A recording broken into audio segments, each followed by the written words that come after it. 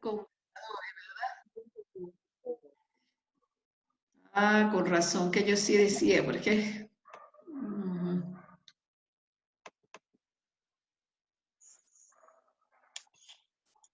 Paso aquí. Abajo. Tengo problemas con el mouse. Ahora sí, estamos bien. Tengo problemas con el mouse y entonces trabajar sin ratón sí es difícil. Ay, no, me cuesta bastante. Bueno, jóvenes, bienvenidos. Estamos ya 2:06 de la tarde. Comenzamos entonces. ¿Cuánto estamos presentes?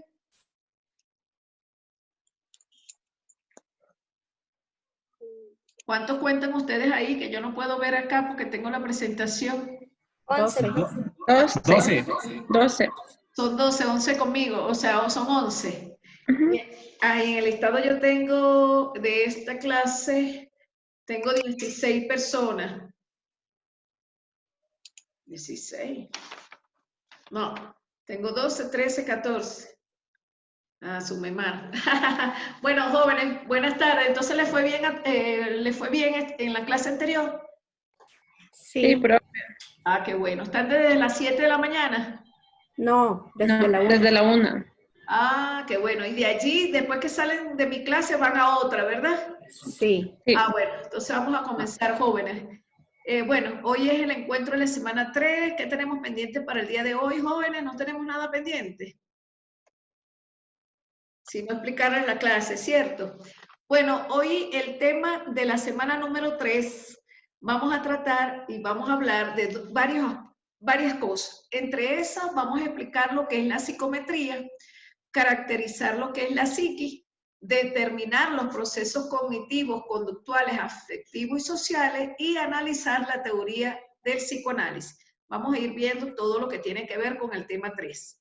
Entonces, bueno, vamos a revisar lo primero que debemos conocer. Ya yo les había dicho en la clase anterior, que incluso le hablé bastante del cerebro, la importancia de conocer la funcionalidad del cerebro. ¿Por qué? Porque el cerebro es el que nos permite proyectar o conocer a una persona desde su punto, desde su reflexión, a través del pensamiento, del lenguaje, de la afectividad y por supuesto del actuar. Es decir, que cómo construimos el lenguaje, cómo nos expresamos, cómo sentimos y cómo actuamos, todo viene proyectado por el cerebro humano.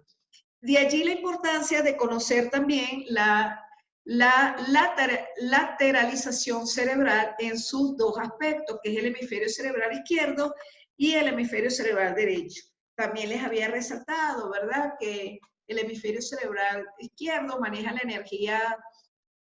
energía positiva y el hemisferio cerebral derecho la energía femenina. Por eso es tan importante que nosotros aprendamos a orquestar todo lo que tiene que ver con la mente holística, es decir, tener un cerebro conectado en toda la lateralización cerebral. ¿Por qué? Porque en la medida que nosotros vamos conociendo nuestro cerebro, cómo funciona nuestro cerebro, de allí que es importante. ¿Y por qué no se me ve la cámara a mí, jóvenes? ¿Ah? ¿Qué pasó aquí? ¿Ustedes me la apagaron? ¿Me la escondieron? No, profe. ¿No? Espera un momento, entonces, ¿qué está pasando acá? Nosotros sí le podemos mirar. Ajá, pero Sí lo estamos mirando, profe. sí, pero no se me ve. Sí, le vemos. ¿Sabe lo que está pasando? Espere. Ajá, Gloria, está muy bonita, Gloria. Ah, ya, ahora sí, porque el problema era que tenía el chat abierto, creo yo, entonces no me permite, no sé, algo está pasando. Yo me veía perfectamente, no entiendo. Bueno, pero entonces fíjense bien que la situación que le estoy diciendo, no sé cómo que ustedes hacen para verse con la cámara, que yo no los veo a ustedes. Bueno, entonces me tengo que averiguar todos esos detallazos. Entonces, en la parte de arriba hay una barrita verde. Usted la aplasta ahí y ya le podría aparecer su cámara. Inténtelo. ¿En la barrita verde? Sí, en la parte de arriba de su compu. Ajá, lo tengo. Pero es que ¿Le apareció? Sí, pero es que mi cámara estaba funcionando. Lo que no entiendo es que yo me veo si apago el stock. O sea, lo que no estoy entendiendo. O sea, si me quito la presentación, me permite, ¿entiende? Ahí me estoy viendo. Vaya, no sé qué pasó aquí. De verdad que cada día me sorprendo más. Bueno, pero entonces vamos a seguir en la clase y bueno, lo importante es que ustedes dicen que me están viendo. Yo realmente no me veo, algo pasó allí, no sé qué pasó. Bueno, lo cierto es que conociendo la funcionalidad de nuestro cerebro nos permite saber quiénes somos realmente y así vamos a ir mejorando todo ese orden discursivo, ¿verdad? Porque es en el cerebro donde nosotros podemos producir todo lo que tiene que ver con el lenguaje, ¿verdad? Y ese lenguaje lo proyectamos a través de la palabra, y la palabra viene construida desde la cuerda vocal, ¿verdad? La laringe y, por supuesto, la lengua. Entonces, es importante conocer el cerebro porque, además de eso, allí explayamos, emitimos lo que es todos nuestros estados emocionales y nuestro actual. Lo otro es que ya visto lo que ha sido lo que tiene que ver con el cerebro, entonces vamos a hablar de lo que es la conciencia y la conciencia. Fíjense que yo aquí les traigo la lámina, me permito leerse de lo que es la conciencia, pues decimos que la conciencia, o sea, cuando somos conscientes, la conciencia es la capacidad del ser humano para percibir la realidad y reconocerse en ella. Sin embargo, la conciencia, yo la veo así, es cuando usted se ve en el espejo y se ve reflejado en sí mismo. Eso es la conciencia, es decir, que usted se hace consciente de toda esa realidad que lo rodea, del contexto que lo rodea, pero también se hace consciente de todos sus procesos cognitivos, ¿verdad? Afectivos, actitudinales, conductuales y, por supuesto, espirituales. Eso es tener conciencia. Mientras que la conciencia sin ese es el conocimiento moral, es decir, de lo que está bien y lo que está mal. Y en esa conciencia que nos hacemos, tenemos conciencia de la realidad, es decir, percibimos la realidad tal cual como la observamos, porque la observamos a través de nuestros estados subjetivos. Esa conciencia, ¿verdad?, nos permite, vamos a decirlo así, categorizar a través de todos esos códigos sociales adquiridos, nos permite establecer qué es lo bueno y qué es lo malo. Recuerden que para autores como Osho, Sócrates, Platón, Aristóteles y todos los filósofos que vienen manejando lo que son todo lo que es el bien y el mal, que tiene que ver con la moralidad, ¿verdad? Porque recuerden que la ética establece todos esos parámetros de cómo debería comportarse el hombre en sociedad. En cambio, la moral se mide a través del comportamiento, es decir, cómo a través de sus actos que usted emite, a través de ese comportamiento, usted es una persona dentro de las acciones virtuosas o no virtuosas. Por eso es importante que nosotros aprendamos a activar todo lo que tiene que ver con las acciones virtuosas, eso por una parte.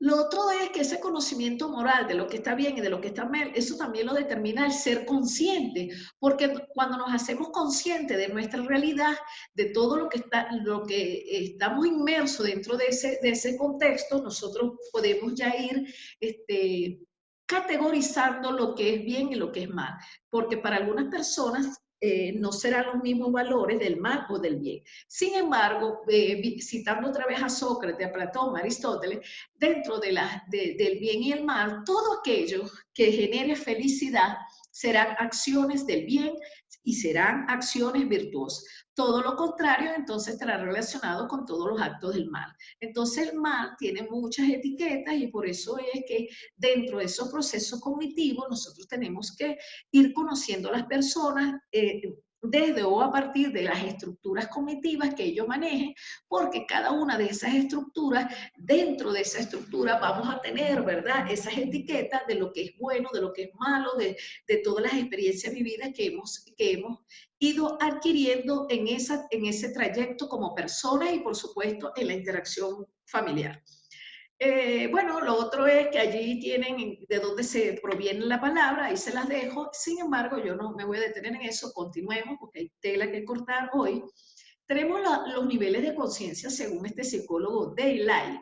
Bueno, hay muchos niveles de conciencia, sin embargo, los que realmente importan, ¿verdad?, que son estos que traigo, es el nivel de conciencia de ensoñación. ese nivel de conciencia de ensoñación es cuando la persona está como sumergida en sus propios pensamientos. Es decir, no sé si a ustedes les ha pasado que existen personas que uno los ve y parece que estuvieran en otro mundo. O sea, eso es porque andan en ensoñación, es decir, andan siempre como desconectados de lo que es la realidad. Y generalmente eso está bien porque no es ninguna patología y simplemente eso es su estilo de vida, y mucha gente lo hace para evadir sus problemas o para no confrontar los problemas. Es decir, lo puedes evadir, pero también lo puedes confrontar, pero lo otro, que es ensoñación, es que andas siempre con un pensamiento no realista, pues, sino con tipo fantasía. Lo otro es que en ese sueño ligero, ¿verdad?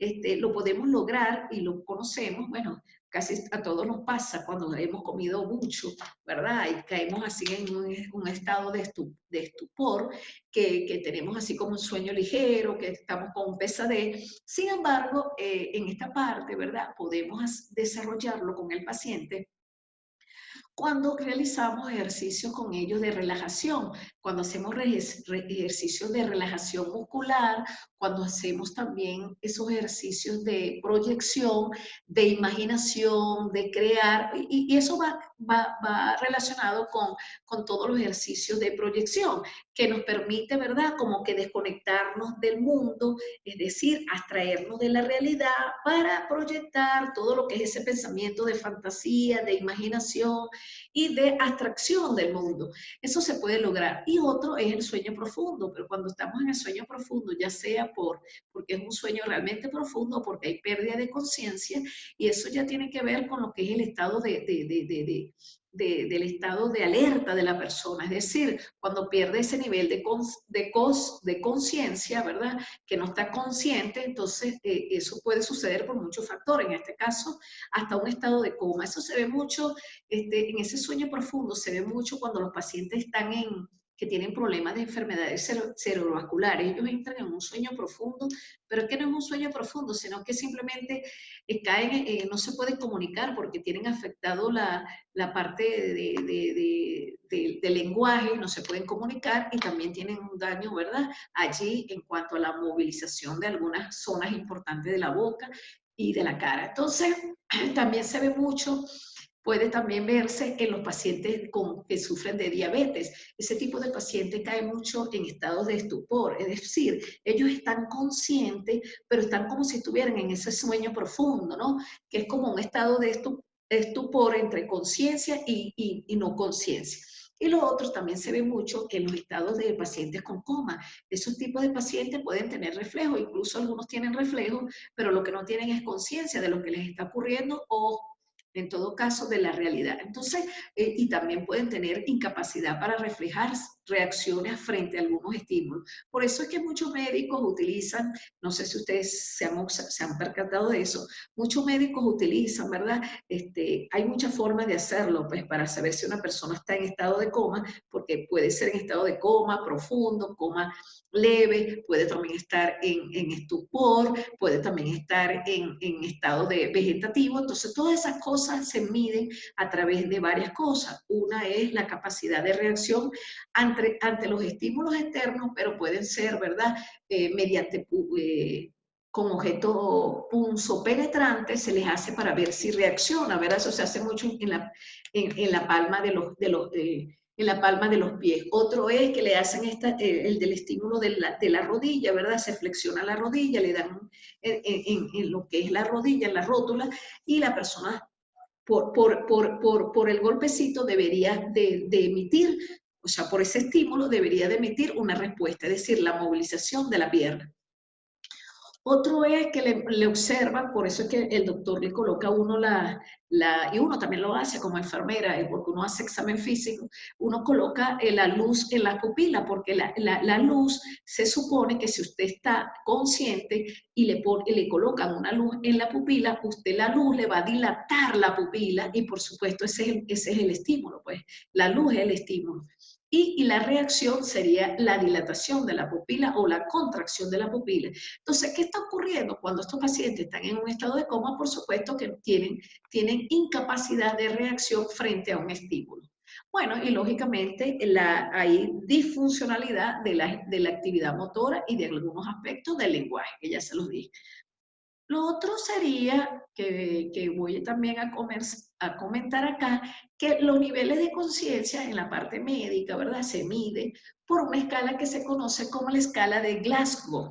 Esa escala de Glasgow, ahí dice, ¿verdad? Fue descubierta por estas personas, con Janet y el otro señor, pero en realidad cuando se aplica, ¿verdad? Generalmente se aplica, lógico, en este tipo de paciente que ha perdido la conciencia. Eso lo aplican mucho en cuidados intensivos y también lo aplicamos nosotros mucho en la área de neonatología, que es cuando los niños, ¿verdad?, están pequeños, entonces que queremos ver todos esos reflejos, el reflejo de mora, el reflejo de succión, el reflejo de la pupila y todo eso. Y eso es una escala, es decir, tiene un puntaje del 1 al 5 para diferenciar, ¿verdad?, si tiene los estímulos reactivos o no. Y todo eso simplemente lo que se logra es hacer a través de la estimulación de los estímulos.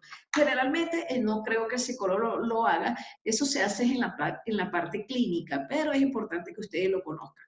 Bueno, lo otro, jóvenes, es que también tenemos esos niveles de conciencia que sí es importante tenerlos presentes, ¿verdad? Y generalmente el nivel de conciencia que tenemos es el de la lucidez, ¿verdad? Es un estado pleno de alerta donde la persona supuestamente es capaz de mantener una conversación y dar respuestas a las preguntas simples. En todo caso, yo lo único que sí le diría que cuando nosotros medimos ese nivel de conciencia de lucidez, porque usted está ubicado en tiempo y espacio, de forma fácil se puede ubicar. Incluso cuando nosotros vamos al médico o a algún psicólogo, lo primero que el médico le pregunta a uno es, ¿qué fecha es hoy? ¿Para qué? Porque con la respuesta que usted le da, usted está emitiendo una respuesta y va a decir si está ubicado en tiempo y espacio. Eso por una parte. Lo otro es la obnubilación. Bueno, y con respecto a la lucidez, la gente va perdiendo ese estado de lucidez porque no tienen esa plasticidad cerebral. Recuerden que la gente cuando va envejeciendo, bueno, todo lo que vamos envejeciendo, las arterias se van endureciendo, es decir, van endureciendo las paredes de las arterias porque ella se va envejeciendo así como envejece todo. Y además de la cantidad de grasa que consumimos o consumamos, por supuesto que ella va cerrándose las paredes de las capas arteriales y eso se conoce con el nombre de aterosclerosis. Por eso es que la gente cuando llega vieja no, pierde la lucidez, bueno, primero porque no utiliza la plasticidad cerebral, es decir, no tienen hábitos de recreación, mucho menos de lectura, menos de esos procesos reflexivos que una persona que se mantenga con lectura habitual, una persona que esté siempre de mente activa, generalmente va a tener una mente lúcida. Lo otro es la obnubilación. Bueno, la obnubilación se ve mucho porque en la persona se va a sentir, lo voy a leer tal cual, se va a sentir desorientado en el tiempo o en el espacio, indiferente del medio ambiente. Es decir, una persona que tiene una obnubilación es porque está perdido, pues.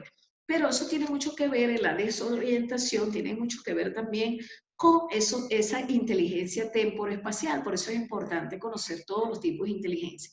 Esa inteligencia temporoespacial, una persona que se pierde con mucha facilidad. Y eso está muy relacionado con aquellos pacientes que incluso la otra vez me sorprendió porque había unos viejitos que se escaparon de las casas de su familia, pues, y de aquí de Ecuador, y no encontraron cómo regresar, y duraron 2 días y los encontraron en unas situaciones bien vulnerables, porque ellos no lo hicieron a propósito. Eso se ve mucho, por eso se lo estoy diciendo, en las personas bien ancianas, porque ellos van perdiendo, ¿verdad? Ellos van perdiendo esa lucidez y caen generalmente en esos estadios de obnubilación, es decir, se desorientan con mucha facilidad. Y aunque ellos, hay que tener cuidado en eso, que aunque ellos aparentan, ¿verdad?, responden a preguntas directas y aparentan estar, o sea, muy determinados y saben, ¿verdad? No podemos ya en ese tipo de personas que ya está avanzada la edad, no podemos confiarnos porque ellos entran mucho en esos procesos de obnubilación. O sea, tenemos que tener mucho cuidado. Porque generalmente nuestra nuestros estilos de vida tienen mucho que ver con eso, ¿sabes? El estilo de vida, cuando nosotros no somos sedentarios y no leemos y todo lo demás, podemos caer muy fácilmente en esos procesos de obnubilación.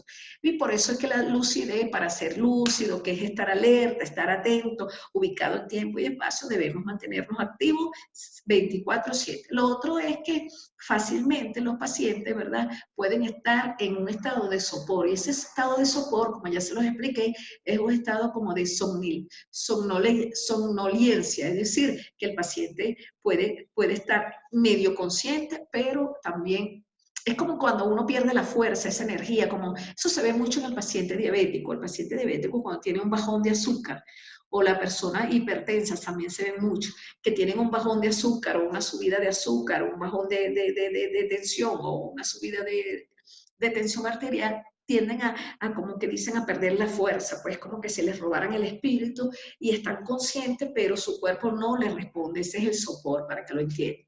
Lo otro es el coma. Bueno, ya se los expliqué, el coma se ve mucho, ¿verdad? Generalmente se ve mucho en estos tipos de pacientes cuando sufren enfermedades o de diabetes, de hipertensión, de infarto, personas que han tenido enfermedades cerebrovasculares, el chalala. Bueno, lo otro es que, como dice Albert Einstein, ¿verdad? Preocúpate más por tu conciencia, porque tu conciencia, ¿verdad?, es el reflejo de ti mismo, que por tu reputación, porque tu conciencia es lo que tú eres y la reputación es lo que piensan de los demás. Por eso es que cuando nos hacemos conscientes, es allí donde quiero recalcar, activamos, además de la conciencia individual, también maximizamos nuestra conciencia social, haciéndonos conscientes de todo el daño que le hemos hecho al ecosistema, a nuestra especie y a todo lo que nos rodea. Entonces, cuando te haces consciente, ya no le haces daño a más nada. Entonces, bueno, saliendo de eso, porque voy llevándolos para ir hasta la psicometría,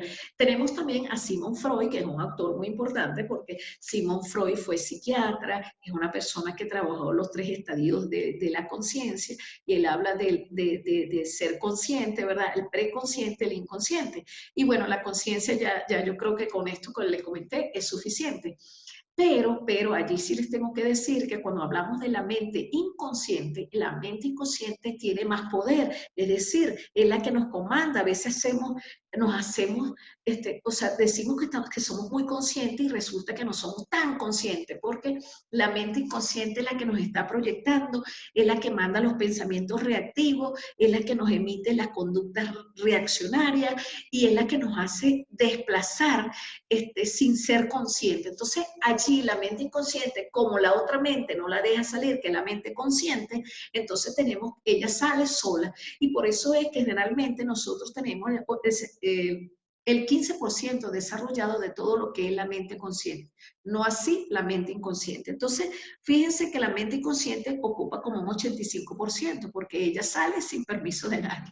Y dentro de esa mente inconsciente es allí donde nosotros guardamos todo lo que es el baúl de los recuerdos, vale decir, en la memoria a largo plazo, vamos guardando todas esas informaciones, todos esos recuerdos, todas esas fantasías, todo lo que tiene que ver con nuestra experiencia vivida. Y es así como nosotros, como ustedes, pues, que como futuros psicólogos, tienen que hacer la revisión de la experiencia vivida.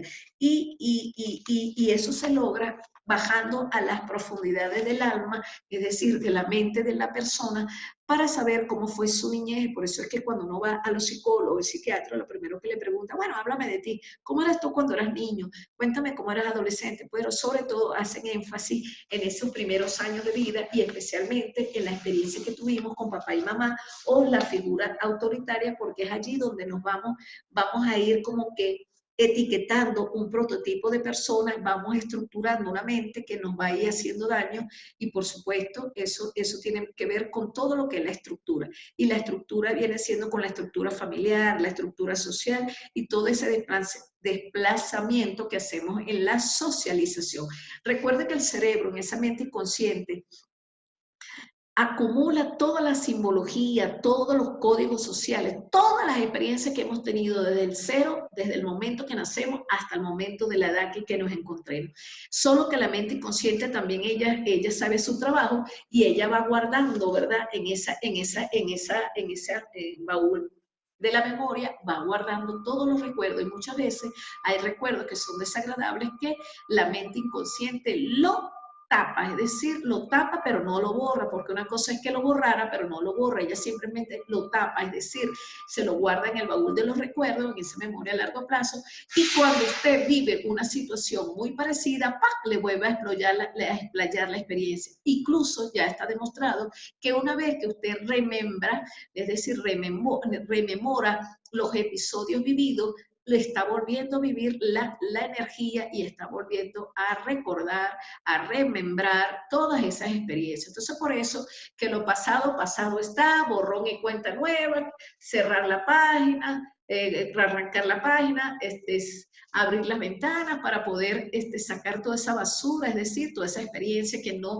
que ya no nos sirve, porque no es en cuestión de basura, porque es una comparación, pues la basura es porque es acumulable. Entonces, sacar todas esas experiencias que han perdido vigencia, romper los patrones, porque eso es lo que hace la mente inconsciente. La mente inconsciente es la que nos comanda con todo lo que tiene que ver con esas experiencias, además, esos patrones que hemos vivido y los patrones que son comportamientos que nosotros emitimos con hábitos, ¿verdad?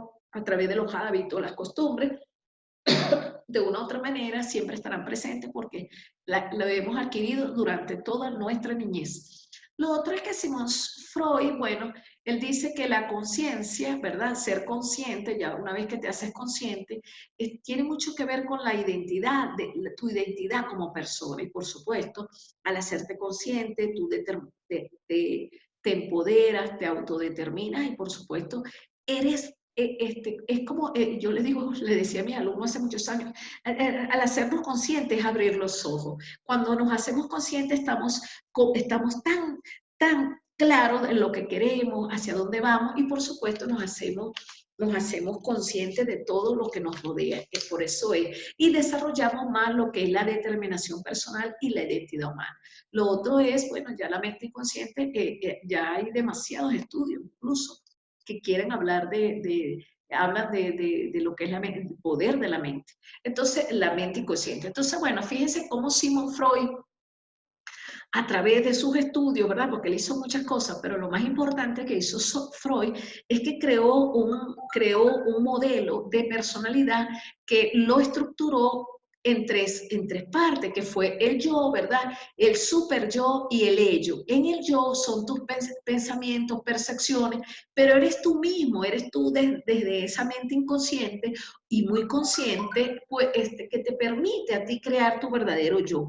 Generalmente, para desarrollar el yo nos cuesta muchísimo porque tenemos mucho yo, pues. Para comunicarnos tenemos yo, para actuar tenemos yo y muchos yo, porque el problema es que nosotros estamos condicionados, es decir, nosotros estamos alineados a un tipo de pensamiento, a un tipo de sociedad que de una u otra manera nos enajenó y por eso desarrollamos un tipo de yo. Pero nuestro verdadero yo, que está oculto, que está abajo, que está adentro, es el que tenemos que desarrollar. Lo otro es que él habla del super yo, y en ese super yo dice que son los recuerdos, los conocimientos almacenados, y por supuesto, todos nosotros tenemos un super yo, porque ¿quién no tiene recuerdos, verdad?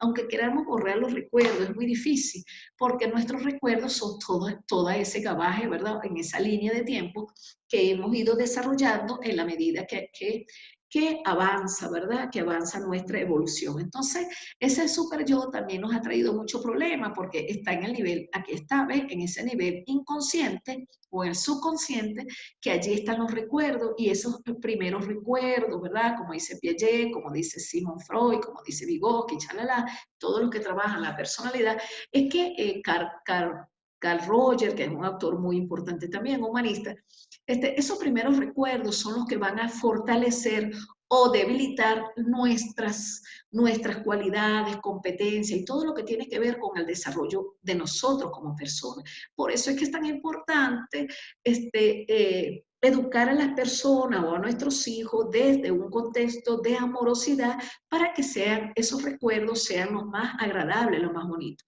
Aquellas personas que son agresivas, que son violentas, que son reaccionarias, que siempre están indispuestas, que están viendo siempre el vaso medio lleno, que están en en indisposición, que son reactivos, que son lineales y que son frustrados, que tienen resentimiento, que están llenos de odio, de capas de odio, pues eso está demostrado, es porque no es culpa de ellos tampoco, son personas que no han tenido la oportunidad de vivir en un hogar, en un espacio de amorosidad, porque el amor es el único elemento, es la única condición que nos permite a nosotros como seres humanos desarrollar el yo. Ese yo es cuando ya uno está ya consciente, ¿verdad? Es porque se ha valorado como persona, se ha autoestimado y por supuesto ya se permite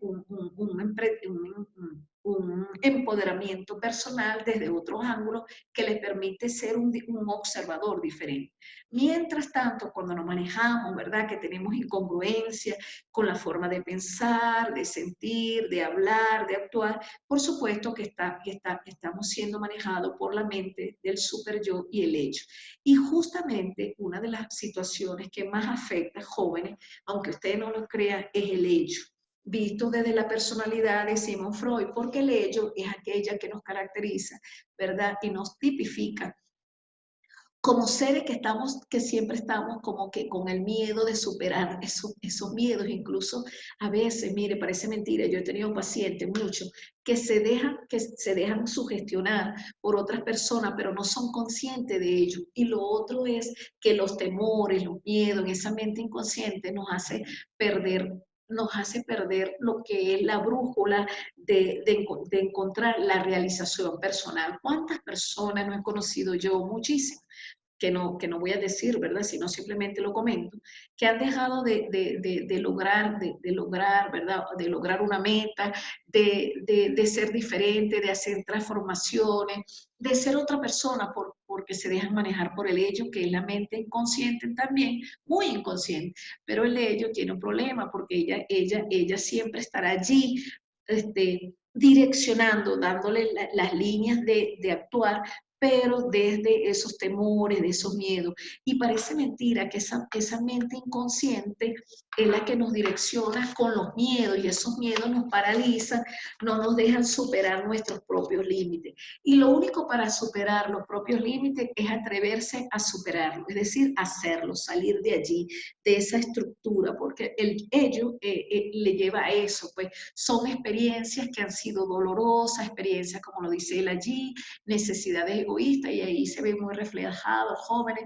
cuando nosotros hablamos de necesidades egoístas, que la gente, mire, quizás nosotros no estamos relacionados con esos contextos, pero sí hay, sobre todo en organizaciones grandes, donde la gente se maneja, ¿verdad? Desde una conciencia muy yoísta, desde esa necesidad egoísta, y eso tiene un solo nombre. La necesidad egoísta es el ego, se está manejando desde el ego. Y cuando la persona se maneja desde el ego, es decir, que es egocéntrica, que es egoísta, que es rencorosa, que está frustrada, que tiene rabia, pero no lo expresa abiertamente, es decir, en esa línea de interacción entre el otro, no lo expresa, sino con su comportamiento egocéntrico, es decir, con sus temores, con sus motivos violentos, con sus necesidades egoístas y chalalalala. Y una de las cosas que hizo famoso Sigmund Freud realmente es que él hizo más de 300 entrevistas, 300, más de 3.000 entrevistas hizo él en un diván, ¿verdad? Cuando hizo la teoría del psicoanálisis, y ya estamos en la teoría del psicoanálisis porque el padre del psicoanálisis fue Sigmund Freud. Entonces él cuando hizo eso, él se dio cuenta de que casi la mayoría de sus pacientes lo estaban engañando. ¿Y por qué lo engañaban? Bueno, porque sencillamente todo el mundo se estaba manejando desde ese nivel del hecho que eran necesidades o deseos insatisfechos. Es decir, todas las personas que él estaba observando con el psicoanálisis, consultando, simplemente le escondían lo que sentía, que eran sus fantasías, sus necesidades sexuales, que para aquel tiempo, acuérdense que Freud es del año 1940 y tanto, 48. Entonces fíjense cómo todas esas personas de ese año de 1900, donde el apetito sexual no se podía expresar abiertamente porque era castigado, y así mismo, porque acuérdense que allí se vivió la Primera y Segunda Guerra Mundial, además de todas las guerras que se vivieron más de 110 años, fuera de eso, la Santa Inquisición, que era la iglesia, controlaba todo lo que tenía que ver con el comportamiento del ser humano. Todas esas represiones, para ponérselo corto, todas esas represiones llevaron a las personas, ¿verdad?, a tener unos comportamientos, ¿verdad?, desde la parte de lo que era la parte de esas necesidades básicas, que es la sexualidad, ¿verdad?, de ese placer. Imagínense ustedes cómo todas esas personas se sentían limitadas, es decir, estaban frustradas, resentidas. Recuerden que la frustración y el resentimiento vienen de una cosa que es una necesidad no satisfecha. Así de fácil. Es una necesidad no satisfecha que te da resentimiento, te da frustración. Primero te da frustración y después te da resentimiento, porque la frustración es porque no lograste cubrir esa necesidad. Y así es como nuestro ello siempre estará allí latente, sin explayar, ¿verdad?, o sin maximizarse, sino que en esa mente bien inconsciente, el consciente actuará bajo el mando del ello y el superyo. Bueno, lo otro, jóvenes, es que una de las cosas que hizo famoso a Sigmund Freud, ¿verdad?, que es el psicoanálisis, que es importante que ustedes lo conozcan, es que él estableció dos elementos importantes, que fue el complejo del Edipo y el complejo de Electra. Y incluso hay una película que se llama así, del príncipe, ¿verdad?, y del príncipe y de la reina, que se enamoraron y eran padre, hijo y madre. ¿Por qué? Porque el complejo del Edipo es cuando en la edad de 2 a 7 años el niño se enamora de su madre, y el complejo de la Electra es cuando la niña se enamora de su padre. Pero eso es normal, eso es un proceso, vamos a llamarlo así, que entra dentro de esos procesos cognitivos que se aceptan como aceptado, pues normal. ¿Por qué? Porque es un enamoramiento, simplemente es una atracción que siente el niño o la niña con él, con ella o con él, y lógicamente eso es una etapa que se va a superar. Y todo lo hemos vivido, todo lo pasamos, incluso se ve mucho en las niñas, pues, que las niñas celan mucho a su papi y los niños celan mucho a su mamá. Y eso se ha visto desde muchos escenarios, desde multiplicidad de aspectos. Y lo otro que me interesaba muchísimo que conocieran, porque este hombre lo trabaja mucho, porque es la psicología del análisis estructural, que es Eri Verne. Incluso tenemos que también revisar una teoría, pero eso se lo daré a ustedes cuando estén en psicología, que se llama la teoría de los Gestalt, porque los Gestalt es lo que que esos son los que hablan de lo que es la estructura de la experiencia vivida. Y ningún psicólogo que se conozca, ¿verdad?, que lea, tiene que leer la teoría, ¿verdad?, que sea un psicólogo eficiente, pues.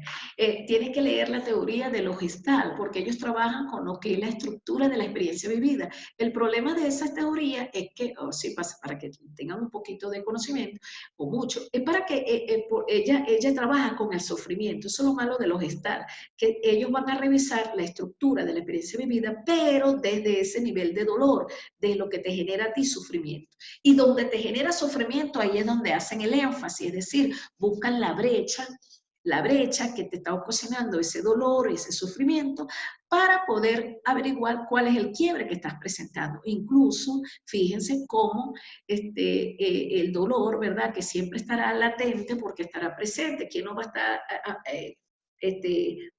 influenciado por unos episodios del dolor? Bueno, cuando tenemos pérdida de algún familiar, ¿verdad?, o cualquier situación. Es decir, que el dolor estará presente en la danza de la vida de todo ser humano, solo que el sufrimiento es opcional. El sufrimiento sí es una opción para elegir si paras de sufrir o sigues sufriendo. Desde ese para de sufrir, bueno, hay muchísimas teorías, que es la psicología positivista, es decir, wow, ve el lado positivo de las cosas. Incluso yo he conocido chicos, personas, ¿verdad?, que han sido violados, que han sido maltratados, que han sido vejados, y toda una cantidad de situaciones de aprendizaje dolorosos que lo han superado, porque lo importante de esa situación es que es que nosotros, ¿verdad? Debemos ver el lado positivo de cada suceso. Y cuando cada uno de nosotros ha pasado por ciertos aprendizajes, allí no es ni castigo, ni es que yo no me lo merecía, porque entonces estás trabajando un estado emocional que no es aceptación. Entonces, la aceptación es porque lo que ocurrió es lo único que tenía que ocurrir. Y cuando tú aceptas, ¿verdad? Y perdonas, canalizas todas esas emociones, por supuesto, tú sueltas el dolor. El dolor es superable siempre y cuando uno lo aprenda a trabajar. Todo episodio de dolor, también se los digo, de duelo, de separación, porque mucha gente ha vivido en pareja, ¿verdad? Todo eso, jóvenes, tiene un tiempo. Tampoco le podemos decir al paciente, no, para de sufrir. No, es así como una pérdida familiar de una madre, un padre, un esposo, incluso ya está demostrado que perder un esposo pega más, es decir, afecta más emocionalmente que perder al papá y a la mamá. ¿Por qué? Porque con la pareja, cuando se comparten muchas cosas, ¿verdad? Que hay un contrato de pareja, ¿verdad? Que se convive todo el 24/7, por supuesto que va a generar un estado emocional bien fuerte de duelo. Entonces ese duelo hay que dejarlo vivir. Incluso hay psicólogos también letrados que dicen que hasta 2 años puede durar el duelo. Entonces todo va a depender, otras de las cosas que yo le digo a la gente, va a depender de ese nivel de aceptación, porque cuando tú aceptas, a lo mejor vives el duelo más rápidamente. El problema es que si ustedes se ponen a observar a la cotidianidad, a las películas, el problema es aferrarse. Cuando nos aferramos, ¿verdad? Que tenemos ese aferramiento y no aceptamos los sucesos de la vida, por supuesto, vamos a tener más quiebres emocionales. Por eso es que los psicólogos de la Gestalt revisan mucho la experiencia, la estructura de la experiencia vivida para buscar ese sufrimiento, porque mientras haya sufrimiento, hay dolor, y mientras haya dolor y sufrimiento, hay quiebre. Hay que superar todos los sucesos desagradables, porque esos sucesos desagradables generalmente llegan para decirnos algo. ¿Qué nos quieren decir? Bueno, cada uno sabrá qué le quiere decir. Bueno, entre eso volvemos a Eri Verne, como lo pueden observar aquí en la lámina. Bueno, él trabajó, a mí me gusta mucho este actor, yo incluso lo he trabajado muchísimo, me leí el libro, yo les dije ya el libro, él tiene el libro que se llama ¿Qué dice hola? ¿Qué dice usted? ¿Qué dice usted después de decir hola? La cosa. ¿Qué dice usted después de decir hola? Ese es de Eri Verne. ¿Por qué? Porque él dice que en esas primeras palabras, ¿verdad? En esas primeras palabras que emite la persona, en esa estructura lingüística que usted va construyendo, hay un contenido lingüístico que en esas primeras palabras, en esos primeros momentos de 10 minutos, 15 minutos, usted puede recoger todo el contenido lingüístico que le estás transmitiendo el paciente. Sin embargo, Eri Verne, ¿verdad? Que es una teoría humanista muy conocida, ¿sabes? Por el libro, porque él tiene muchos libros, por el chalala. Bueno, es una teoría humanista que está relacionada con la personalidad, y generalmente recuerden que toda esa rama de la psicología lo que busca es descubrir qué tipo de personalidad tiene usted para hacerle una tipología de la personalidad. Por supuesto, también maneja mucho lo que tienen que ver con las relaciones humanas y la comunicación, y específicamente hablando de Eri Verne, ¿verdad? En esa comunicación que él es muy utilizado en las organizaciones y en todo lo que tiene que ver con las relaciones humanas, él estableció tres tipos de personalidad. En el caso, ¿verdad? Allí lo tienen, ya yo les había hablado de él, la personalidad de yo padre, la personalidad de yo niño y la personalidad de yo adulto. Sigo entonces con la siguiente lámina. Ahorita cuando hago una hora, ustedes van a aportar. Entonces, fíjense que, porque ahorita voy a aplicar esa, jóvenes. Voy a dar 30 minutos y voy a preguntar. Bueno, entonces, o una hora y pregunto. Entonces, en ese análisis transaccional, que además de que Eri Verne fue hijo de médico, imagínense ustedes, pero también él es médico. Él es médico y él es psiquiatra. Entonces, fíjense cómo él, conociendo, ¿verdad? A través de tanta interacción, porque en el chalala que digo yo, allí es donde se descubren jóvenes. Cada vez que hablamos, emitimos un mensaje, y en ese mensaje estamos describiendo qué tipo de personas somos. Por eso la persona que es grosera, que usa palabras peyorativas, ofensivas, aquellas personas que se comunican mal, por supuesto que un psicólogo que tenga experiencia sin aplicarle ningún test, de una vez lo descubre, porque las palabras dicen más que 1000 cosas. Y lógicamente en la comunicación no verbal, ¿verdad? Que es el lenguaje corporal, también dices más que 1000 palabras. Entonces, fíjense, desde ese contenido lingüístico y ese lenguaje corporal, nosotros como psicólogos, orientadores psicológicos, podemos descubrir muchas cosas que tengan, muchos quiebres que tenga el paciente. Bueno, y en todo caso, como dice Eri Verne, él hablaba de los 3 tipos de personalidad. Entonces él decía, incluso, mire, ahorita hay como 1000 clasificaciones de la personalidad.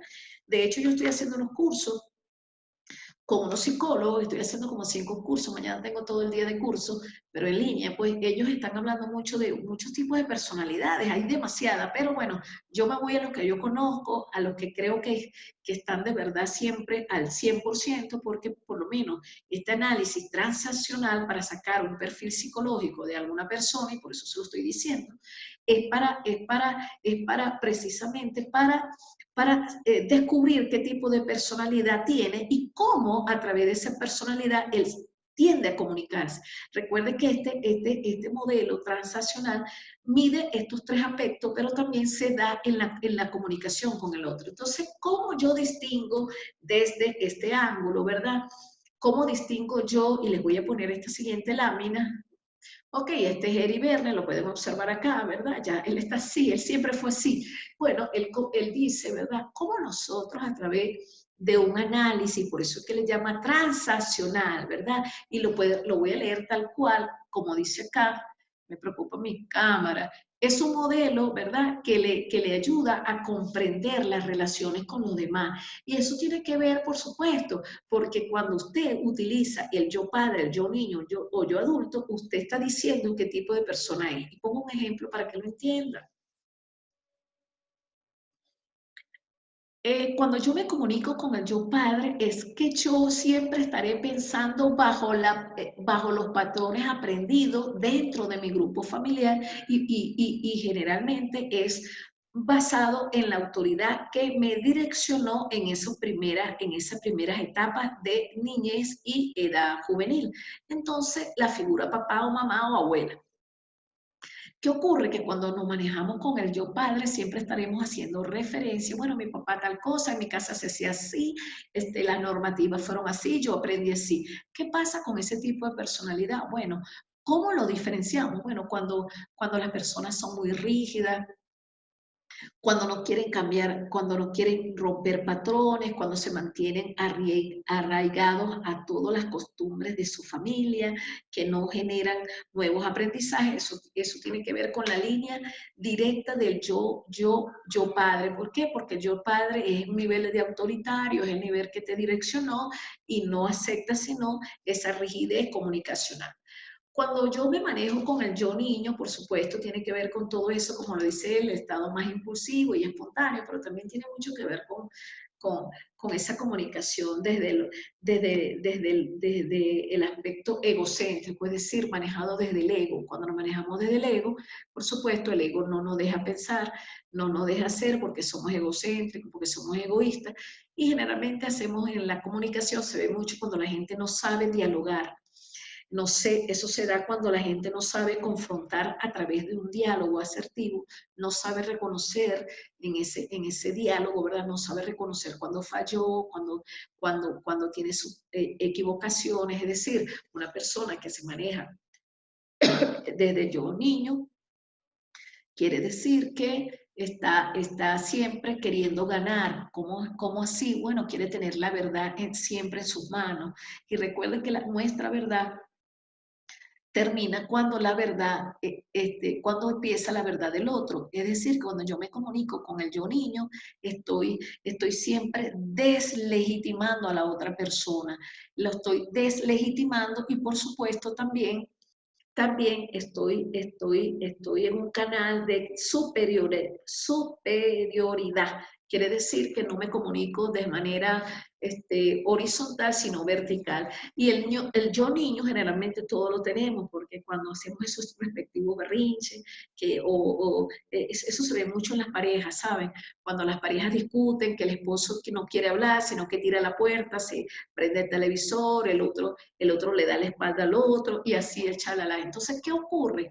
Dentro de esos espacios no hay una comunicación, porque ¿cómo te comunicas? Entonces recuerden que la comunicación se da en tres vertientes.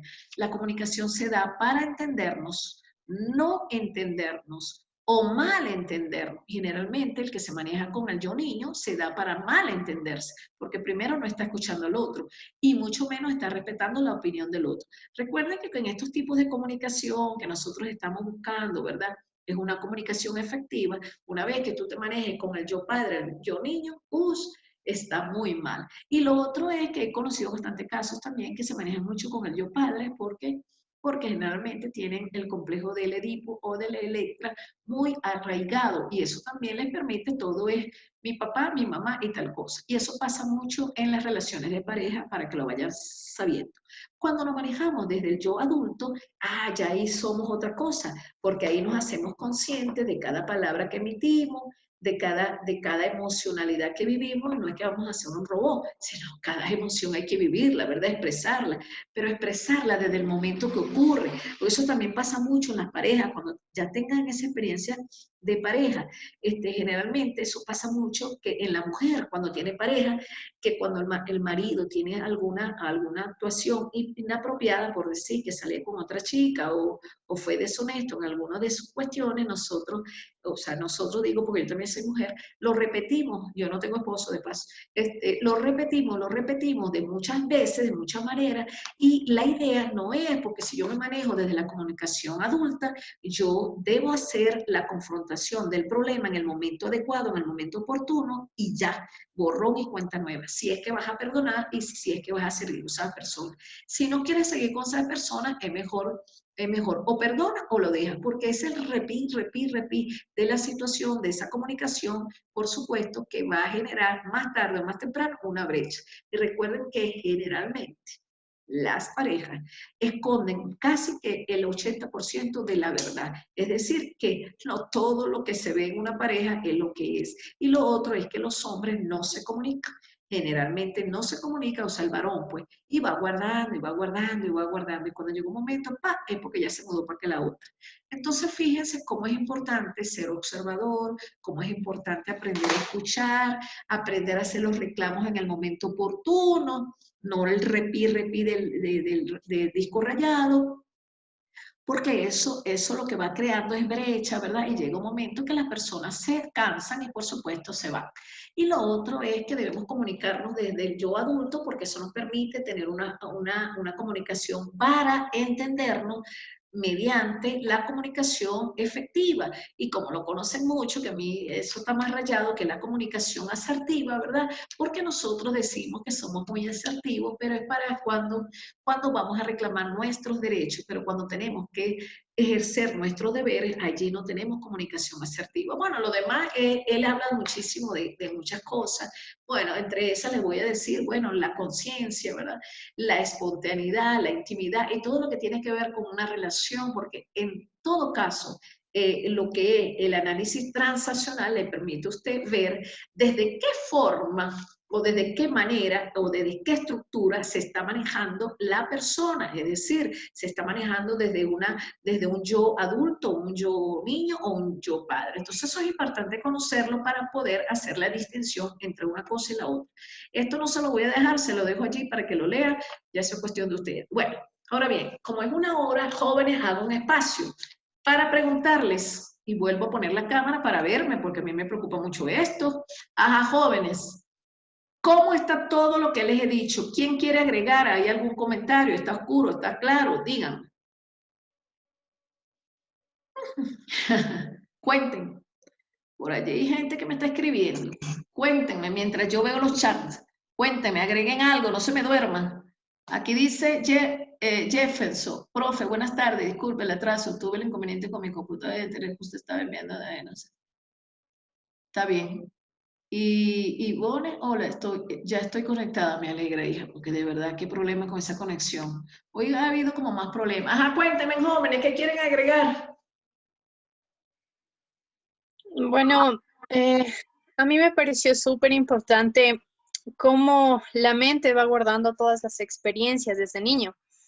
Alguna vez leí que hasta los 5 años un niño puede aprender todo lo que cuestiona con su desenvolvimiento social. Entonces, todo lo que pasa el niño va a repercutir cuando ya sea joven, cuando pueda tomar conciencia de su entorno. Por ejemplo, si a un niño por un juego lo encerraron en algún lugar, en algún closet, él va a tener en futuro una claustrofobia, por ejemplo. Entonces, todas las experiencias se van repercutiendo cuando uno crece, ¿no?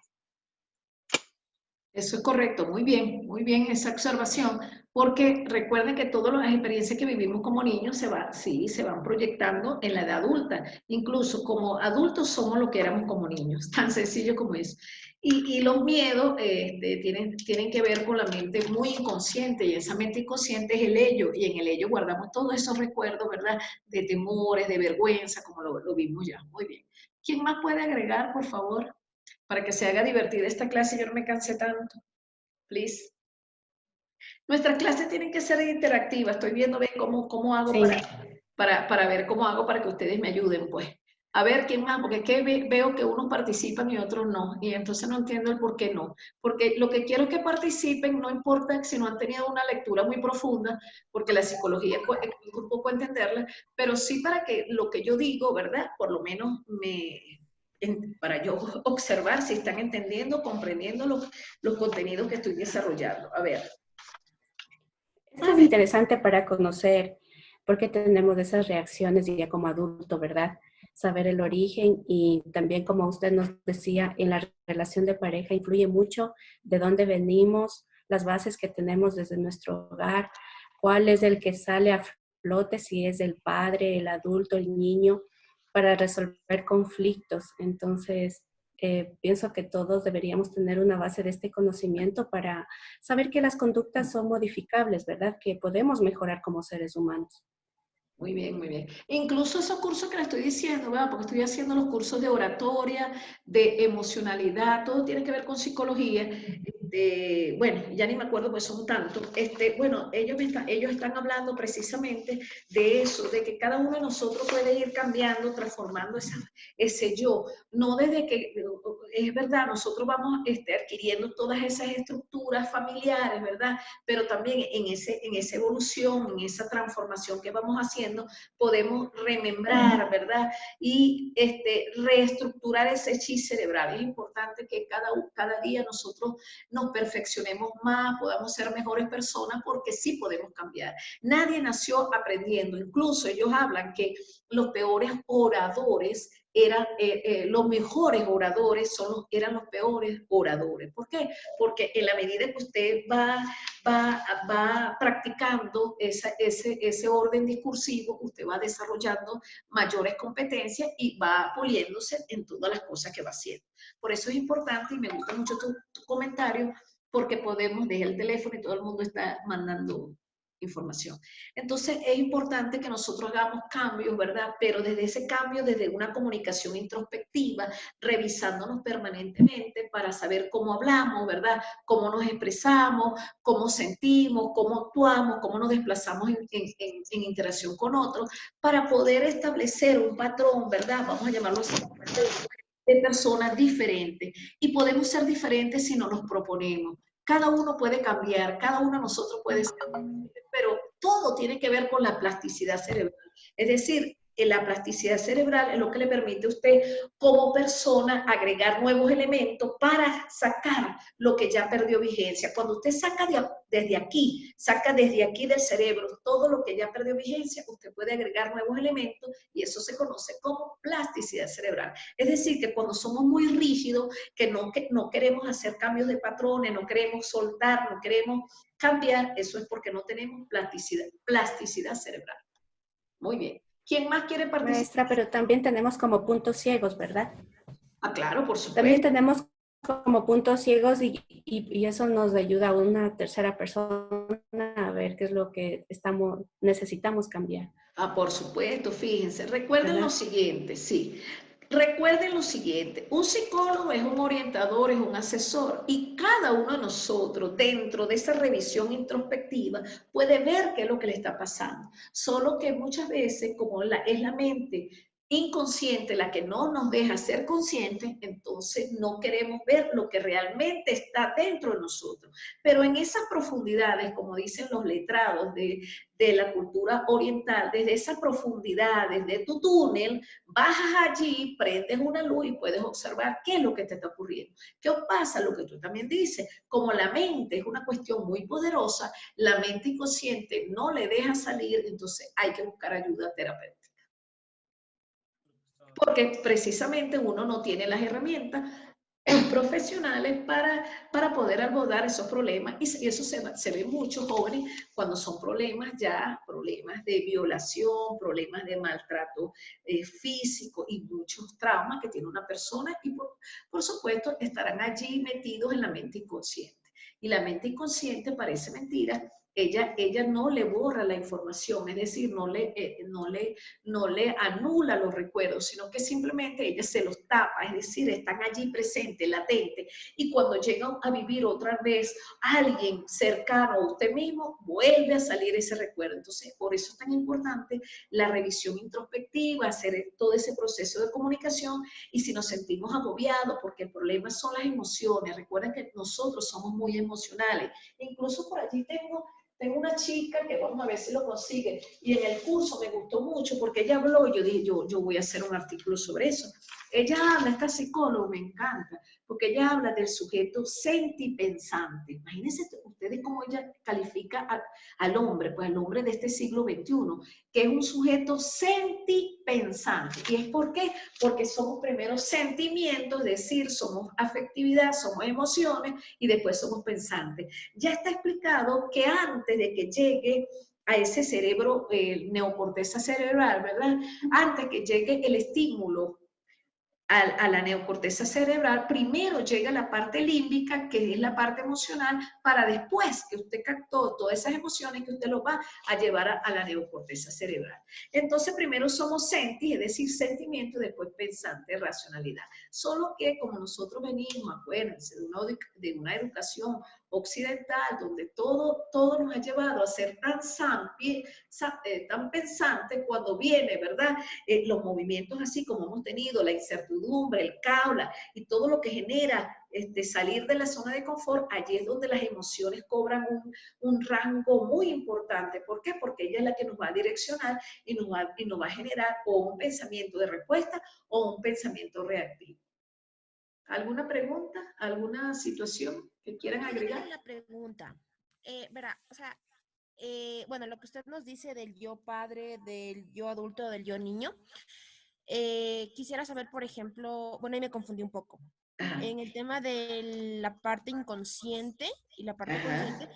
¿cuál es la parte en la que, por ejemplo, la persona no logra olvidar un episodio que sucedió? Esto se almacena en la parte inconsciente, que cuando nuevamente vuelve a vivirlo, vuelve a recordarlo y continúa y continúa y continúa. Bueno, recuerda que nosotros tenemos la memoria, empecemos por ahí. Nosotros tenemos tres tipos de memoria, vamos a empezar hablando de allí. La memoria a largo plazo es lo que le almacena todo lo vivido, es decir, todas las experiencias, sean dolorosas o no dolorosas, ¿ok? ¿Qué ocurre? Que como estos son niveles de conciencia, por allí el nivel de conciencia es que usted es consciente de todo lo que le ha pasado y así mismo lo ha trabajado, sí o sí. Cuando usted no es consciente, es decir, que está en la mente inconsciente, es todos aquellos recuerdos que aunque usted los ha vivido, no los quiere recordar. ¿Sí me expliqué allí rapidito para que me entendiera? Profe, aquí no es la parte en donde Freud hizo los mecanismos de defensa, donde hay una lista donde él habla de una parte traumática y cómo lo ve la persona y que activa un mecanismo de defensa, ya sea el que sabe que puede, que vivió esto, pero decide, como quien dice, olvidarlo, pero sabe que pasó eso. y en una parte de él ya es como que no existió, pero muy en el fondo, o sea, inconsciente, está ese problema, esa parte vivida, ese trauma. Y es esa parte donde Freud hizo los mecanismos de defensa, que son como 14, si no me equivoco, que habla de la sublimación, la formación reactiva, el desplazamiento, la proyección, la introyección, lo que es la fijación, y tenemos también lo que es la regresión. Y es esta parte justo donde está hablando, que es la represión. Exactamente. Uno reprime todas sus experiencias para que no le causen dolor. Es una forma, creo que en esta parte donde está explicando. Así es, muy acertada tu acotación, así es. Eso es así porque los episodios dolorosos, la mente sin querer queriendo o queriendo, simplemente lo que hace es que usted conscientemente o inconscientemente los guarda en el recuerdo, no quiere recordar más y no evoca ese recuerdo. Cuando no evocamos ese recuerdo porque hay dolor, recuerden. Entonces cuando tenemos dolor, lo que hacemos es ocultar ese recuerdo, pero eso no quiere decir que no está allí, solo que no lo traemos a la mente consciente. Simplemente lo olvidamos, lo tenemos allí como tapado. Y eso se ve mucho cuando la gente hace terapia. Cuando hace terapia, no sé si lo han visto, cuando hacen terapia, allí la gente empieza a llorar. No sé si han ido a esos círculos de terapia. Hay muchos grupos de terapia, incluso había el grupo de familiares, mucho.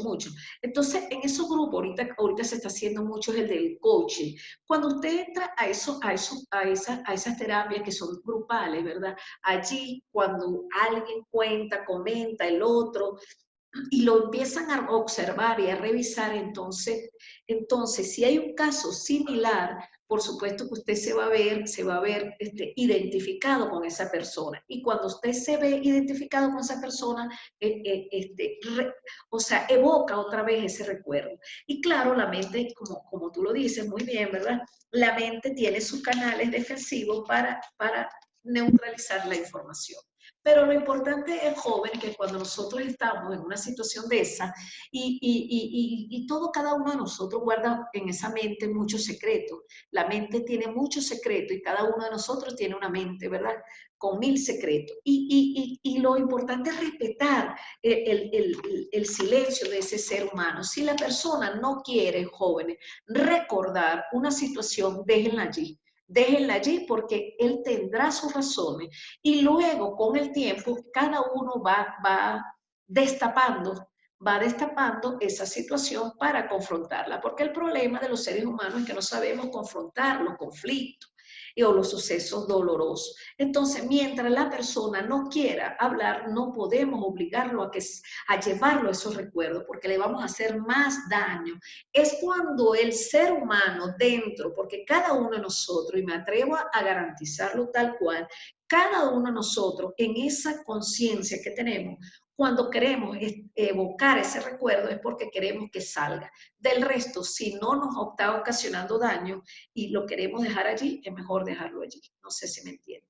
Incluso la programación neurolingüística, que está hablando mucho de esto, la programación neurolingüística lo que está haciendo son dos cosas. Ellos no están trabajando ni siquiera la teoría de los Gestalt, no, nada que ver, porque la Gestalt se va con el dolor, es decir, que hasta que usted no le arrancan el corazón simbólicamente para que suelte ese sufrimiento, a usted no lo dejan tranquilo, porque esa es la revisión de los psicólogos Gestalt. En cambio, la neurociencia lo que le está diciendo, no queremos seguir con ese modelo porque ya está trillado, ya hasta cuándo la gente va a seguir sufriendo y pare de sufrir. Entonces, simplemente lo que están haciendo, fíjense, es que con unas herramientas que son tan sencillas, es que usted vea la situación desde afuera, es decir, de que si usted ha estado en una situación dolorosa, se vea, vuelva a revivir, a renovar, ¿verdad? A evocar, mejor dicho, que esa es la palabra, a evocar esa situación, la sustituya por algo agradable y desde afuera usted pueda captar esa nueva imagen, porque acuérdense que, ¿qué es lo que hace el cerebro? Fíjense, que lo entienden. El cerebro recuerda las últimas imágenes que usted ha vivido, o la imagen que usted ha vivido. Y si la última imagen es el dolor, eso es lo que recordará. Entonces, ¿qué es lo que hace la neurociencia con la PNL? Bueno, que sustituya la imagen dolorosa, o el miedo, o el temor, la fobia que tenemos, y coloque una nueva imagen en su cerebro, y cada vez que usted tenga el miedo o el dolor, ya lo sustituye por esa nueva imagen positiva. ¿Sí me hice entender con lo que le quise decir? Sí, profe. Sí, profe. Entonces lo importante es que también, fíjense, nosotros tenemos que ser respetuosos porque está claro y está demostrado ya que el paciente es un ser, ¿verdad? Es así como ustedes, los estudiantes, pues. ¿Quiénes son los más importantes dentro de una institución o organismo educativo? Los estudiantes. No son ni los profesores, ni los administrativos, ni nadie, sino los estudiantes. Así mismo es en una consulta psiquiátrica o psicológica. Si el paciente no quiere hablar, no hable. Ustedes no ven que cuando vean la serie de psiquiatras, cuando van al psiquiatra, el psiquiatra le empieza a caer a preguntas como, no, para nada. Es que simplemente, ¿de qué quieres hablar? Cuéntame. Entonces, en ese ¿qué quieres hablar? ¿Qué quieres hablar hoy? Entonces, en la medida que usted va soltando, ¿verdad?, sus palabras en ese contenido lingüístico, él va escuchando y va notando. Y con eso que usted va expresando, en esa expresividad espontánea, no obligada, él le va haciendo las respectivas preguntas. Esa es la línea de acción para un asesoramiento terapéutico. De lo contrario, si usted empieza a abordar y a quererse meter y profundizar en algo que el paciente ni siquiera quiere hablar, entonces usted va a crear una barrera lingüística, emocional con ese paciente que no va a lograr curarlo. Por eso es que Sigmund Freud y todo esto, el análisis transaccional, simplemente que a través de la comunicación, ¿verdad?, que emita el paciente en sus momentos, en sus tiempos y en lo que él considere ese espacio, allí él le dirá lo que él quiere expresarle. ¿Por qué? Le vuelvo a decir, y eso lo dice Rafael Echeverría, jóvenes, que cada uno de nosotros, ¿verdad?, que es el más famoso de los coaches, porque Rafael Echeverría es una persona que ha escrito demasiado, que hay que darle momento, ¿verdad?, al tiempo, él le llama el tiempo Cairo, hay que darle el tiempo perfecto para que la gente vaya él mismo, ¿verdad?, quiera expresar ese dolor, expresar eso que tiene adentro. Si no lo expresa, no insista, deje el tiempo perfecto, porque si no, usted va a crear barreras, el paciente no va a volver, se va a alejar, se va a sentir incómodo, se va a sentir intimidado. Y recuerden una cosa, que nosotros nos estamos metiendo en el mundo, ustedes cuando ya vayan a ser psicólogo, vamos a meternos en el mundo íntimo, en ese mundo íntimo de cada uno, y a nadie le gusta porque es como quedarse uno desnudo. Entonces, por eso es que cuando se va al psiquiatra, el psiquiatra, yo no sé si a ustedes han ido, yo estoy casada de psiquiatra porque los profesores allá en mi país les pedían la evaluación psiquiátrica todos los años. Entonces, para ver si uno estaba más loco o no. Entonces, bueno, yo pasé todas mis pruebas, nunca me descubrieron. Entonces, fíjense cómo dentro de esa situación, los psicólogos que yo iba, ellos los que estaban eran siempre callados, háblame de ti, háblame de el último suceso, de qué quieres hablar, y lo otro es que te ponen a hacer los dibujos, que ya vamos a ver algunos ejercicios, para que uno vaya soltando. Y en esa proyección es que le van diciendo a uno el chalala y chalala. Bueno, y continuando, jóvenes, no hay, ¿puedo seguir? ¿Puedo seguir? Sí, profe. Sí. Bueno, buenísimo. Entonces, fíjense que voy a poner la lámina otra vez porque ahora yo no sé qué pasó aquí. Dios mío, cuando no es una cosa es otra. ¿Qué se me hizo la presentación? Aquí está. Entonces, fíjense cómo ahora vamos a entrar, ya entendemos, ¿verdad, jóvenes? Cómo funciona el cerebro, más o menos cómo son los tipos de personalidad, ¿verdad? Y hay muchos autores, pero estos que son tan importantes, ¿verdad? Como Sigmund Freud, que es conocido, como este señor que es Erik Verne, y todos los que ya hemos hablado de tantas cosas, bueno, nos permite llegar a una cuestión que es la psicometría. ¿Y en qué consiste la psicometría? Bueno, la psicometría primero tiene tiene un objeto de estudio, ¿verdad? Que ella es una parte, o es una, sí, yo lo llamo así, es una parte de la psicología, ¿verdad? Que tiene como objetivo medir los aspectos psicológicos, pero allí me quiero detener porque cuando empezó la psicología clásica, ¿verdad? En sus inicios, la psicología clásica, todos ellos venían desde ese modelo, por eso que es tan importante entender las teorías, venían de la teoría conductista, es decir, desde una teoría que era todo, era experimental, y a través del experimento, ¿verdad? Allá está, ajá, tranquilo, ya te vi, desde ese experimento, ¿verdad? De la observación, de todo lo que era un proceso medible, estaba dentro de la vialidad de todo eso. Entonces, fíjense cómo la psicometría para medir, ¿verdad?, la conducta humana, ya sea a través de todos esos procesos de experimentación, se fueron fundamentando en el método científico. Y por supuesto, el método científico es un enfoque positivista que lo único que le importa es todo aquel proceso que sea observable, experimentable y por supuesto medible a través de un método matemático estadístico. Una vez que se colapsó, porque lo que fue la psicología conductista duró 55 años vigente, ya cuando se colapsó, que ya vieron que no solamente la conducta es lo más importante, medir la conducta, entonces la misma psicometría también fue evolucionando, ¿verdad?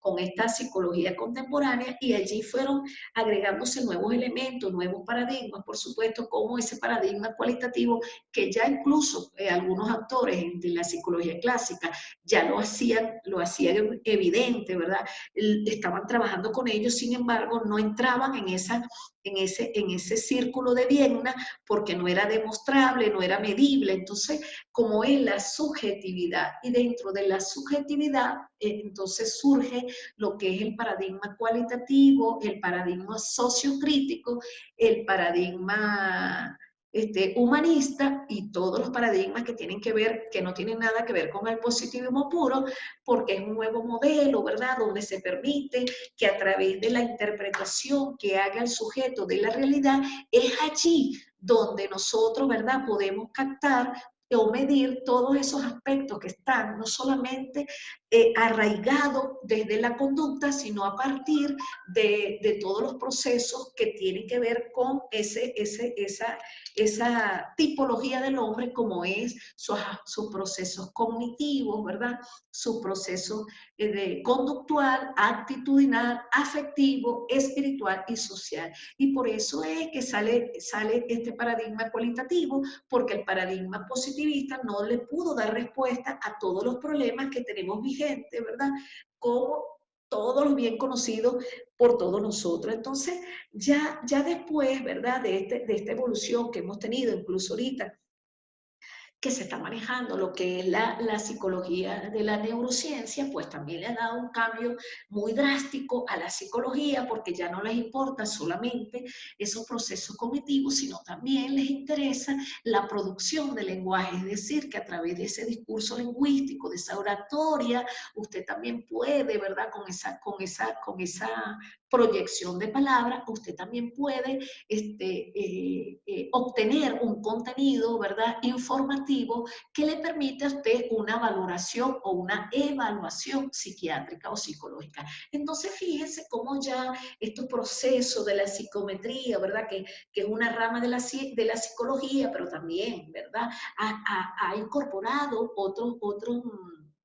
otras visiones multidisciplinarias, como la sociología, la educación, también ya les dije, la sociología, y por supuesto otro que tienen que ver con todo lo que es la ciencia social. Entonces, fíjense cómo todos estos cambios han generado que la psicometría también despliegue, ¿verdad? Incluso ya ahorita ya no estamos tan apegados a esos procesos cognitivos, porque en el proceso cognitivo lo que se medía, si ustedes se ponen a ver, eran todos aquellos que tenían que ver con el rendimiento escolar, con lo que tiene que ver con la inteligencia. Incluso se medía un solo tipo de inteligencia, que era la inteligencia lógica, ¿verdad? Lógica, objetiva. En cambio, ahorita ya con esta evolución de la neurociencia, también se está hablando de los tipos de inteligencia, ¿verdad? Y los 8 tipos de inteligencia,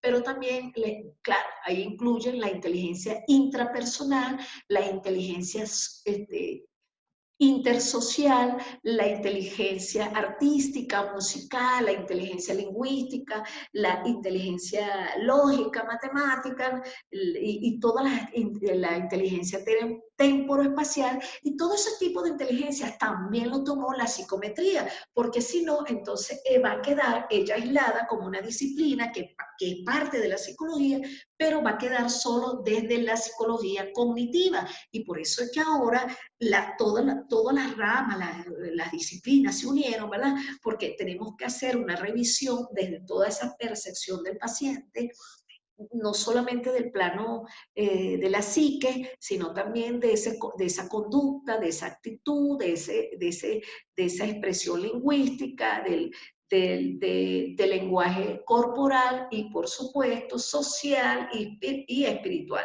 Entonces, fíjense cómo la psicometría, de venir, de ser experimental, porque ya yo se los expliqué, desde venir de siendo una psicología experimental, pasó a ser una psicología que incorporó varios elementos para poder hacer una evaluación psicométrica bien oportuna y desde una visión holística.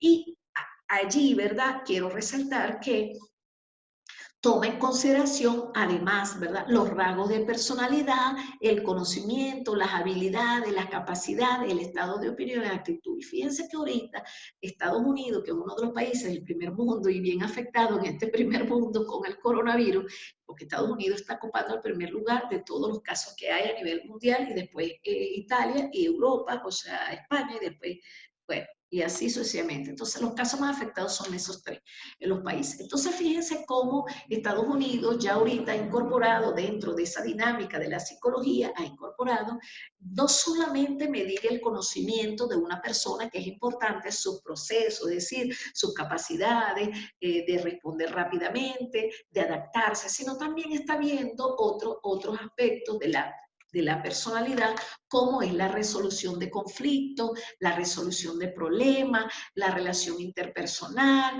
el manejo de las emociones, la adaptabilidad a un contexto laboral y todo lo que tiene que ver con tu actitud, ¿verdad? La actitud positiva, el ver el vaso lleno o vacío, esa actitud mental, cómo estás estructurado, si eres muy rígido, si te adaptas al cambio, y todas esas situaciones pues han dado un cambio muy importante a la psicometría, y por eso es que si nosotros vemos, ¿verdad?, todo ese aporte es interesante, porque la neurociencia le vino a dar un cambio radical a la psicología, en el buen sentido de que no solamente somos procesos, o sea, procesos de aprendizaje, es decir, procesos cognitivos. Recuerden que nosotros hacemos los procesos desde o a partir de 2 aspectos: esos procesos cognitivos básicos, que son normales para todos, o aquellos procesos de alto nivel intelectual. Esos son los procesos. Entonces,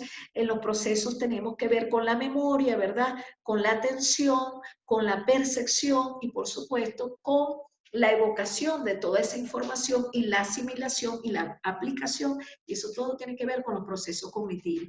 En cambio, cuando nosotros ya revisamos la postura conductual, que tiene que ver ya con esa conducta, ¿verdad?, de cómo nos relacionamos con el otro, cómo socializamos, cómo podemos resolver problemas, tiene mucho que ver con conducta, con actitud, con socialización. Entonces es importante que, además de medir conocimiento, que es bueno medirlo, ¿verdad?, y rendimiento, que generalmente todos los test miden rendimiento, ¿verdad?, ya sea rendimiento de ubicación, tiempo, espacio, de responder rápido, de conocimiento rápido, tenemos que medir otros aspectos, y por eso que la psicometría ha dado un cambio muy importante.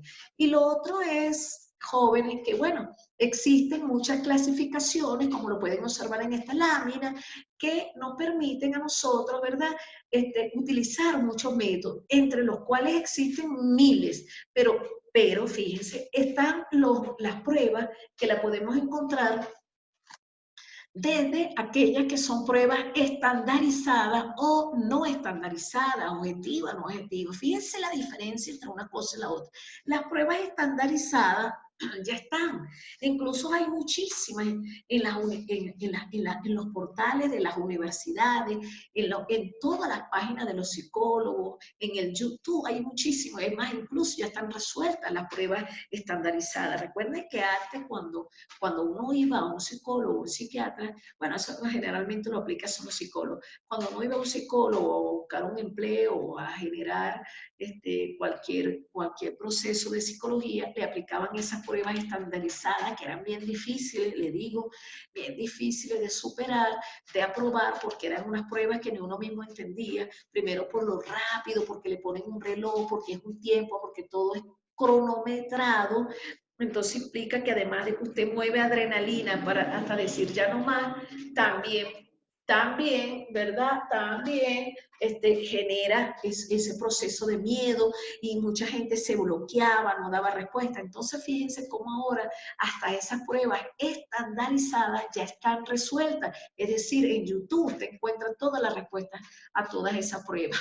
Y me reía porque yo estaba viendo una y ya, entonces el tipo dice, bueno, yo no le garantizo que va a aprobar la prueba, pero por lo menos aplazado no va a salir, porque casi las pruebas estandarizadas se parecen mucho. Y recuerden que esas pruebas estandarizadas tienen que ver mucho o con personalidad, ¿verdad? O con conocimiento, o con rapidez. Entonces ya esas pruebas están listas, pueden buscarlas en internet si quieren, aunque ustedes no están ahorita, sino es para que tengan una idea general. Porque ustedes van a ver una materia que se llama psicometría y cuantas, muchas más. Entonces, fíjense en esa carrera de psicología. Ellos también dicen que las pruebas son objetivas y no objetivas. Todas las pruebas son objetivas, jóvenes. Lo que pasa es que lo están manejando desde esos paradigmas y por eso se los expliqué. Cuando es desde un paradigma positivista, desde el método científico, todo tiene que ser medible y ellos le llaman objetivo. No objetivo es cuando es subjetivo, así de sencillo. Es decir, cuando usted le dice a través de una entrevista, eso no lo puede medir usted, pero sí lo puede percatar a través de la observación. Cuando usted hace una entrevista en profundidad, ellos no aceptan eso, porque ellos dicen, el método científico dice que eso no es medible, que no es objetivo. Pero sí es, ¿por qué? Porque ya hay métodos donde usted puede triangular la información y puede hacerlo objetivo. ¿Qué es lo que les quiero decir? Que todo lo que venga dentro de la mente del ser humano, desde esa psique que está allí, de esos procesos cognitivos, eso quiere decir, jóvenes, que no se puede medir, porque simplemente si él lo va a expresar, es lo que les quiero decir, si él lo va a expresar no se puede medir, pero sí puede usted tener un contenido, ¿verdad?, informativo a través de las palabras, a través del lenguaje corporal, usted puede extrapolar mucha información, más que lo que usted está haciendo a través de esas pruebas estandarizadas, porque como ya les dije, las pruebas estandarizadas ya casi todo el mundo las conoce y simplemente se aprende el decálogo o el guión y se acabó el cuento.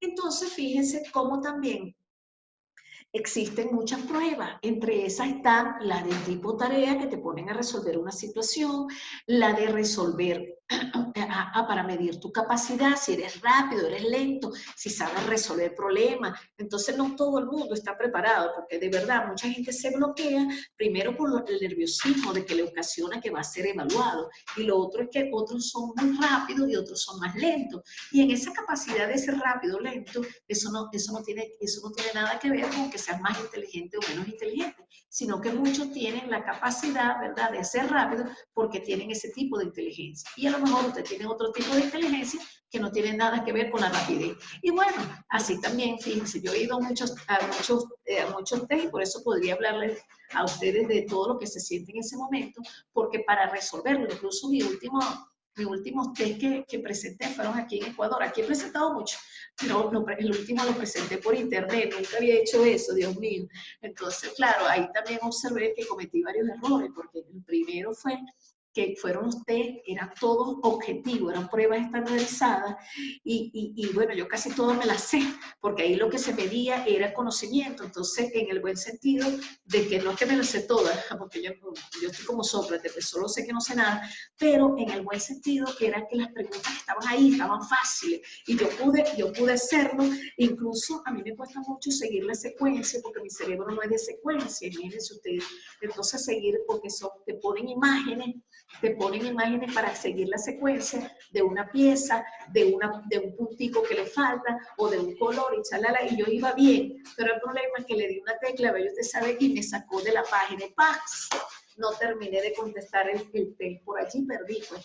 Lo otro es que me pusieron a hacer, imagínense, una entrevista, para que ustedes vean, esto es una experiencia, que esto sirve, que estos son test psicométricos.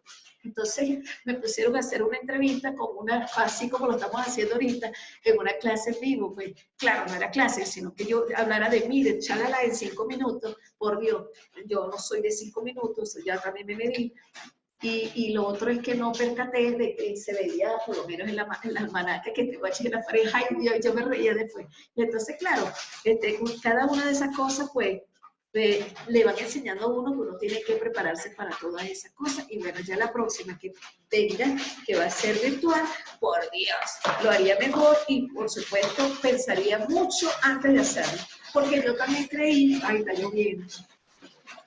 Yo también creí que eso se podía repetir, resulta que no se puede repetir. Bueno, lo que les quiero decir con esto es que todos estos tipos de pruebas miden el rendimiento, la inteligencia, la actitud con P, ¿verdad? Que tiene que ver con los procesos mentales, el desempeño, tus competencias, cualidades, ¿verdad? Personales, la personalidad, tus actitudes e intereses. Generalmente, como dicen los que saben, los letrados, que estas pruebas psicológicas estandarizadas siempre traen problemas porque le va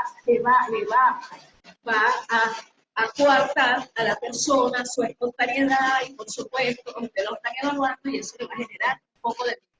Jóvenes, ¿me están escuchando bien? Está cayendo un invierno aquí fuerte. No tanto, profe, hay como Un poco entrecortado. Claro, está cayendo una lluvia y este techo tiene lámina. Bueno, mientras tanto, vayan hablando ustedes mientras pasa el camión de agua que me llegó aquí arriba. Cuéntenme, ¿qué han entendido hasta este momento? Dando espacio para dejar que pase la lluvia. Cuéntenme, ¿qué dice Jefferson? Y Walter, ¿dónde está Walter? Jessica. Cuéntenme. Camila ya ella opinó, ¿verdad, Camila? Ya tú participaste, ¿cierto? Sí, sí, profe. Ajá, qué bueno. Camila, voy a poner la cámara para que nos veamos mientras pasa el aguacero, porque a mí me cuesta hasta escuchar. ¿Qué problema? Ajá, ¿qué dice eso? Gloria, cuéntame. Gloria es pura risa. Cuénteme. Voy a pasar la asistencia de una vez. ¿Qué dice Carla?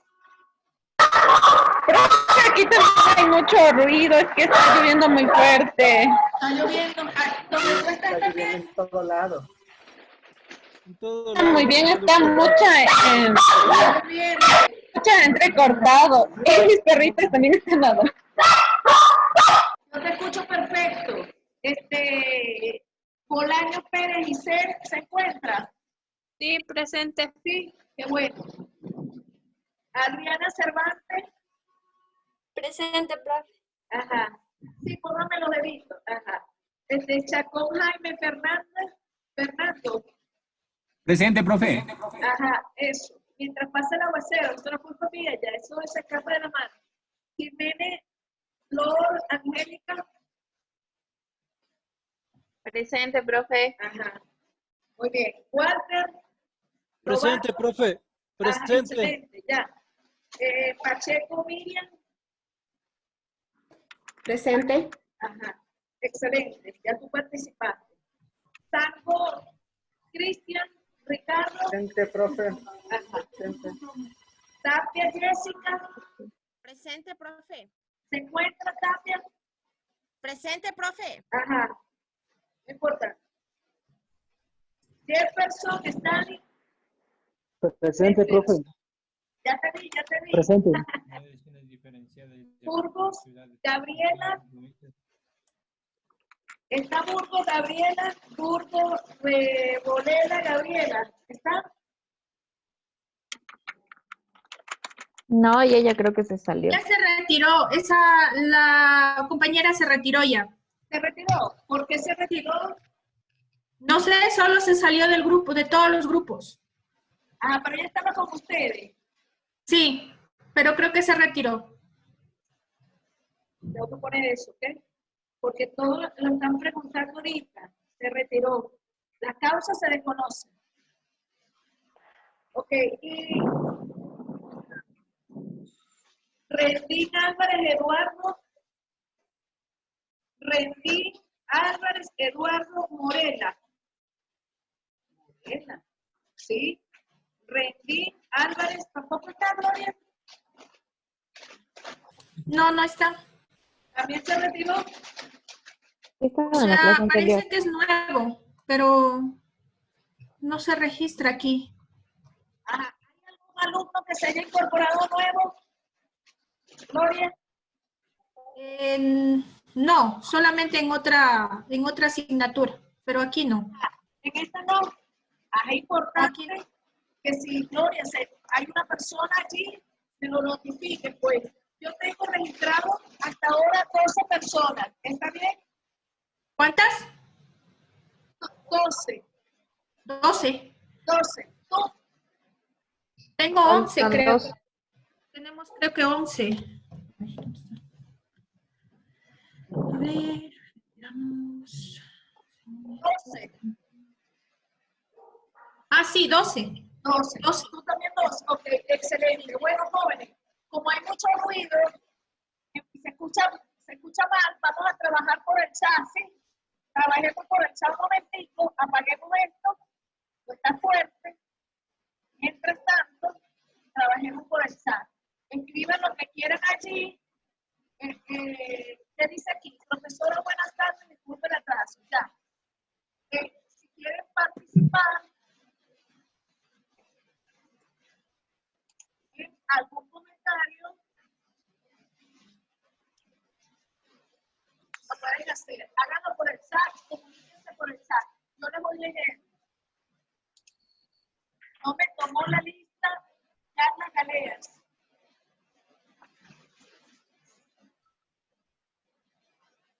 Sí, está Galeas. Tremendo invierno, ¿no? Vamos a apagar esto.